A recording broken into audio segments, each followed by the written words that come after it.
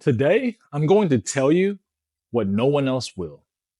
We're going to talk about life after high school, mainly your 20s. A lot of times, people will tell you that your 20s are for partying, having a good old time. I'm here to tell you your 20s are not throwaway years. Many people will tell you your 20s, you have plenty of time to figure it out.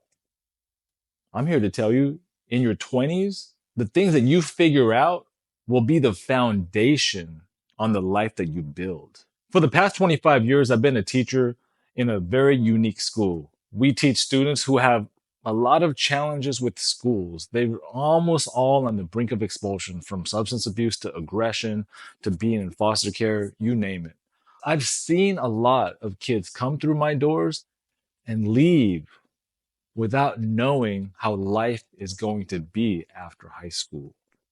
Let's talk about what life after high school really looks like. Let's address work and career first. Now, many people would tell you to follow your passion. And I love that phrase, right? I follow my passion actually, and I found a career that I truly love. But at 18 years old, it's really tough to know what you're passionate about. So you should just explore many, many things and know that is normal to not know. So my suggestion when it comes to career, try many different things.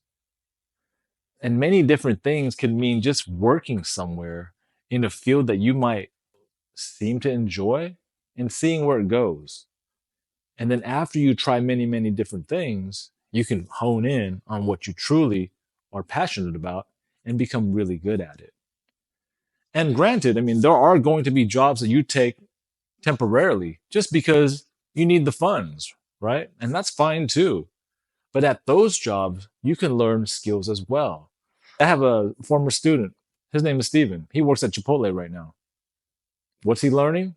A bunch of different things. He's learning how to show up to work, how to communicate. He was telling me the other day, many people get let go of Chipotle because they can't interact socially with the public. They're petrified when they get a complaint coming their way, when they have to ask people what they want and the person that they're talking to is not friendly.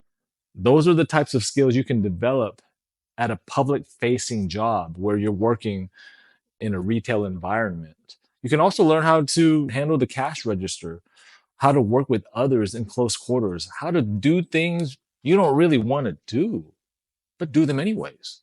You develop a work ethic. And all these little skills in your 20s, they stack up and they stack up to something that can be pretty valuable because in the long run, why do people get paid more for certain careers and less for certain careers?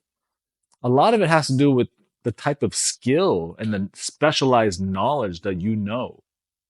A lot of entry level jobs pay just minimum wage because anybody can do those jobs. But a very highly technical skills where you need to go through train, those are going to pay more because less people can do that. And so their rates go up. I have a former student named Jeremiah who is on his grind right now.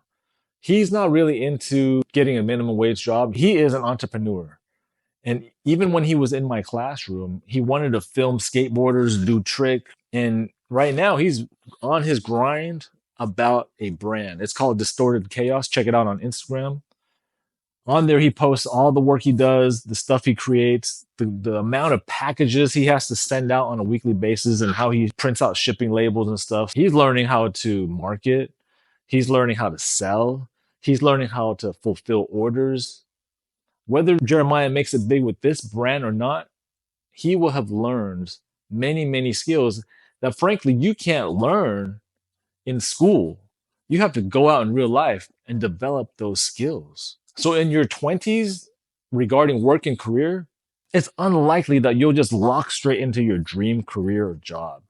This time in your life is for exploring. Explore what is in your heart. And when you find it, go all in on that. Now let's move on to relationships. We're going to talk about friendships and romantic relationships all in one. Relationships are unique in that the success of your relationships really determine your successes in life. If you have friends that are supportive, respectful, ambitious, kind, surrounding you all the time, the chances that you'll be living a pretty good life are pretty high. And the reverse of that is true, right? In my 20s, I was on a roller coaster ride with different groups of friends, and I did do the dip, and then I did come back from it. But it took time for me to learn the types of people I enjoy being around. Same with romantic relationships, right? The person that you're with, I mean, if you're in a romantic relationship, you're going to be spending a lot of time with that person. And if that person is dealing with tremendous amounts of challenges and has a lot of troubling things that you're not capable of dealing with, you're going to have to move on because that's going to become your life too. So your 20s in terms of friendships and relationships is also to explore. See what types of people you want to be around. See what interests they have that you might be interested in and just explore. But the bottom line for relationships though, your relationships need to be based on mutual respect. If you don't have that, you don't have anything. In high school, you see your friends all the time. You could see your girlfriend or boyfriend every day, 3, 4 times a day, because high school is usually 1,000 to 3,000 kids all corralled into one small space. You're rubbing elbows all day.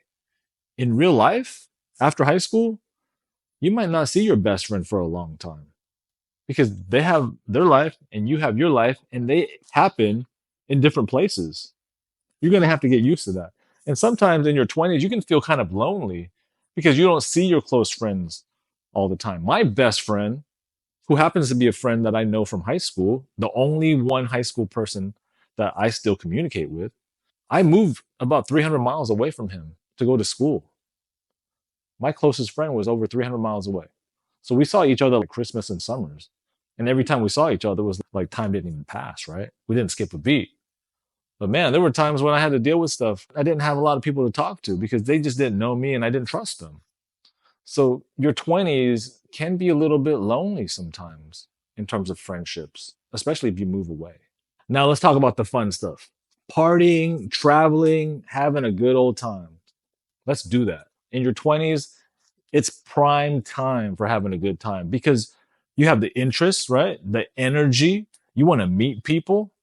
It's not like that in your mid 30s onwards. I'm 47 right now. I can't go out and party all night long. I don't have the energy or interest to, but I'm sure you do.